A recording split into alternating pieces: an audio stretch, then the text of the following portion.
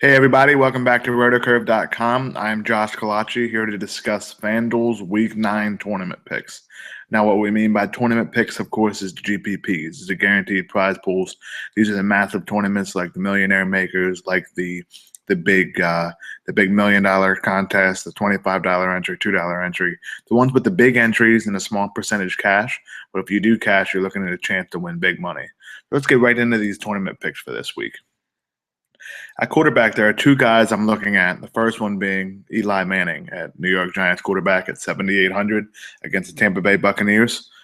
Last week, Eli threw for 350 yards and 6 touchdowns against the Saints, and what was one of the better games we've seen in the NFL in a while. It's a barn burner. There was, I believe, 13 passing touchdowns combined between him and Drew Brees. Now, when you look at games like that, the next week, usually these quarterbacks or these players that perform well in the previous weeks are higher owned than normal. But despite that, I still think Manning is a good tournament play simply because of his matchup against these Buccaneers. Tampa Bay has allowed the third most fantasy points to opposing quarterbacks, and they've given up double-digit touchdowns in 4 straight games. So this means Eli Manning and the Giants passing offense, along with Odell Beckham being his top passing target, it gives him a good chance to throw for a few touchdown passes. And the Giants are not one of the better teams in the NFL, so they do throw the ball a lot. They struggle against the run, and the Bucs have actually been decent against the run this year. So the game script, the matchup, and everything flows well for Eli Manning, and it makes him for a pretty good matchup at just 7,800 on FanDuel in tournaments. The other guy is a guy that also has a great matchup, and that's Marcus Mariota, quarterback for the Tennessee Titans, at 7,100 against the Saints. Mariota's returning from injury this week. He's practiced all week. He's likely to start. And he doesn't just have a new head coach, he has a new offense as well.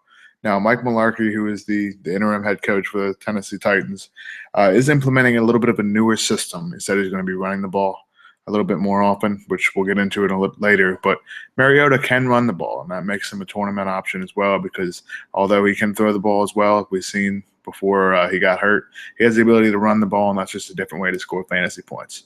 Now, that being said, he faces the worst passing defense in the NFL in terms of fantasy points allowed. I guess as the Saints have allowed the most fantasy points to opposing quarterbacks. And if you look at their last 4 games, they've given up 13 touchdown passes. So they did just give up a ton last week, but they've actually given up a lot in consistent weeks as well. And Rob Ryan has really struggled, as it seems like he always does, with his defense. And the Saints have really been one of the worst passing defenses in the league. So for a guy like Mariota to 7,100, he makes for a good value. He should be lower owned because he hasn't played in a few weeks, and he has a good matchup against these New Orleans Saints. Moving on to running back, there are 3 guys I wanted to discuss. The first one being Darren McFadden. A lot of people like McFadden as a cash option this week against Philadelphia Eagles, but I can't use him in cash games because the Eagles have a very good rush defense. They're one of the better defensive lines in football. The linebacking crew has been good, even though it has been banged up, and they're supposed to return Kiko Alonso this week, so they're just going to add more depth to that linebacking core. Now, that being said, I still think McFadden has a decent chance to return value and be a decent option in tournaments at just 6,500 because in 2 games as the feature back, McFadden has 23.2 and 14.3 FanDuel points. One of these games coming against the Seattle Seahawks, who also has a good defense. So I think that McFadden, as a guy that's going to see most, if not all, the volume for the running backs for the Dallas Cowboys, it makes for a decent option because of this volume opportunity that he's going to have, even in a bad matchup against the Eagles. The next one is Ronnie Hillman, Denver Broncos running back at 6,400 against the Indianapolis Colts. Hillman has at least 13 FanDuel points in 3 of his last 4 games, and his volume has been up, which is the reason why I think he's a good option this week. He has 43 touches, as you can see, in his last 2 games, and he's surpassed C.J. Anderson as the feature back in Denver, and that makes him a good option because when we like to look at running backs, we're looking at matchup and we're looking at opportunity. The opportunity is definitely there this week for Hillman, and so is the matchup when you look at the team he's facing. The Colts have given up the 6th most fantasy points to opposing running backs this season. They've given up over 20 FanDuel points to opposing backs in 5 of 8 games, and they really struggled so far on defense. Also, adding game script to this matchup makes for a good opportunity for Hillman as well, because the Colts, chances are they're going to be blown out by the Broncos, who have one of the better defenses we've seen in a long time. The spread is definitely favoring the Broncos right now. So in a game that the Broncos should be winning, it means they're going to run the ball a lot more, as that's how game flow usually goes. And that makes Hillman's value even more high in GPPs and in tournament play. The third guy is another Tennessee Titan, is Antonio Andrews at 5,700 against the Saints. Andrews was named the feature back, the bell cow, if you will, for the Tennessee Titans this week by the interim head coach Mike Mularkey, as he looks to install a more run-first offense. Now, considering Andrews has been given that title, that makes him a fantasy option right away, because we always like to look at volume, especially in GPP, because the more chances you get, the more fantasy points you get. Antonio Andrews is a guy that in college, he struggled a little bit in terms of producing, but he was an excellent pass blocker down at the Senior Bowl in Mobile, Alabama, who was actually talked about as one of the best pass blockers that they've seen, the coaches have seen in a few years. So that has given him the ability to find the field right away, and I think that's why coaches like him. Now, he can also run the ball pretty well, so don't discount that. And considering the fact that he has a matchup against the Saints, who've allowed the 10th most fantasy points to opposing running backs, tying that in with his ability to stay on the field for third downs, of course, with that pass blocking ability, the fact that he has a good matchup and the opportunity should be there, it makes for a really nice play at 5,700, and I expect him to be lower owned as well. Moving on to wide receivers, first guy is Jordan Matthews, and this is an interesting option. I think he's really risky, but at his price and the fact that he's going to be incredibly low owned, it makes for a decent play. He's just 6,300, and which that means is he's the same price as Eric Decker. Decker was talked about as a cash option, and a lot of people will be on him this week against, I believe they play the Jacksonville Jaguars. And that makes Jordan Matthews really low owned, because a lot of people at that price, between the two of them, they're going to decide on Decker. That's just one part of the equation. Matthews has struggled mightily with drops, as we've seen all year. He's not registered more than 8 FanDuel points since the last Cowboys games, and when you know it, that's who he plays this week. So a defense that allowed him to catch 6 passes for 80 yards and a touchdown. They really struggle covering the slot receiver, and that's exactly what Matthews is in. So if he's ever going to break out, this week is as good a chance as anyone. The next guy I wanted to discuss was Michael Crabtree. Last week, we talked about Crabtree as a cash option. He was able to pay off. But I think this week, he's more of a tournament option because of his ability to score touchdown. But the one thing is he is a guy that plays second fiddle, if there is one, to Amari Cooper, simply because Cooper is going to see more targets. Now, last week, Cooper's targets were limited a little bit going against Darrelle Revis. But I think this week, Crabtree is going to return to that second targeted receiver role in the Oakland passing offense. Now, Crabtree faces the Pittsburgh Steelers, who have allowed 444 passing yards to opposing receivers in the last 2 weeks combined. The Steelers have been really good defensively. It's a little bit surprising, but the one way to beat them is through the air. Crabtree has caught at least 4 passes in each game this season.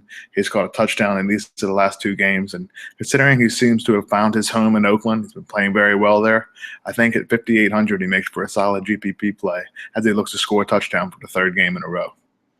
The last guy is another Tennessee Titan. It seems like we like this Titan offense, but at their prices, it's kind of worth looking at in tournament options, especially against the poor Saints defense.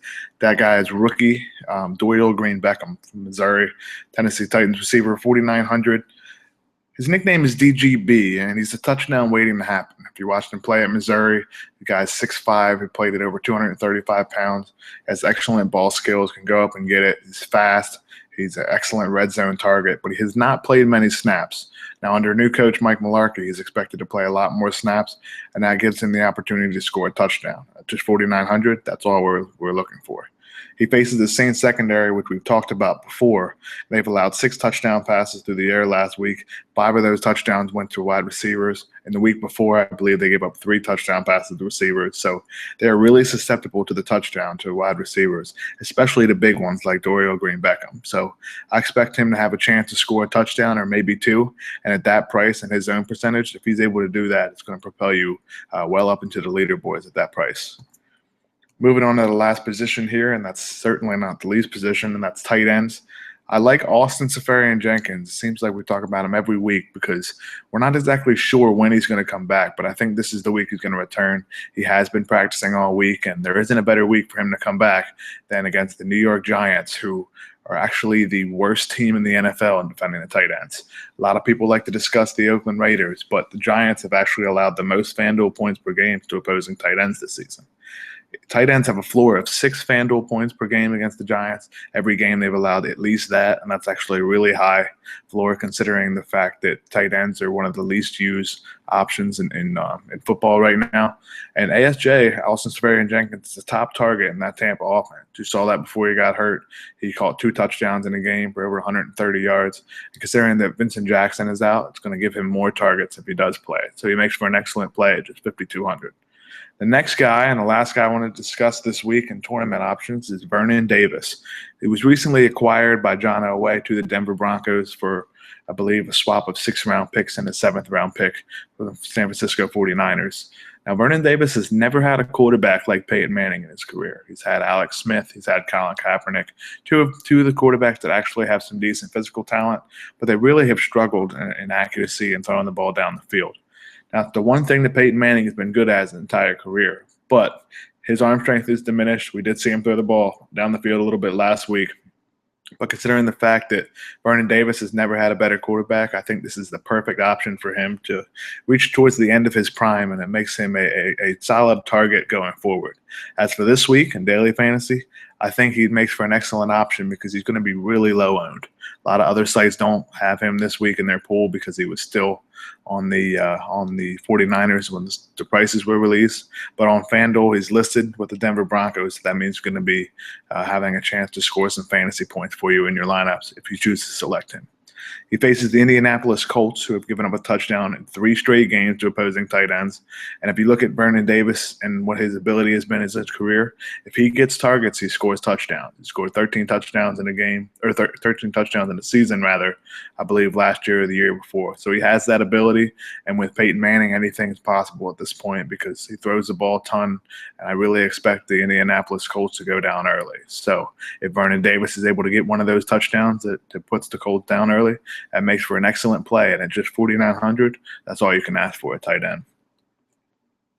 Thanks for watching. This has been this week's edition of GPP Tournament Plays for FanDuel for Week 9. Be sure to give us a thumbs up so we continue to bring you analysis each and every week. And you can find all this analysis, tools, and more over at RotoCurve.com.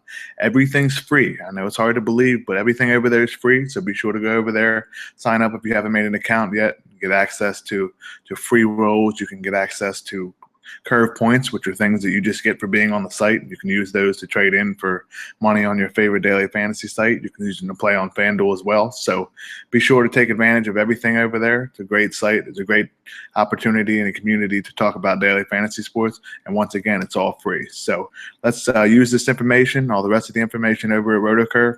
Let's make Week 9 a profitable one on FanDuel and NFL DFS. Good luck, everybody.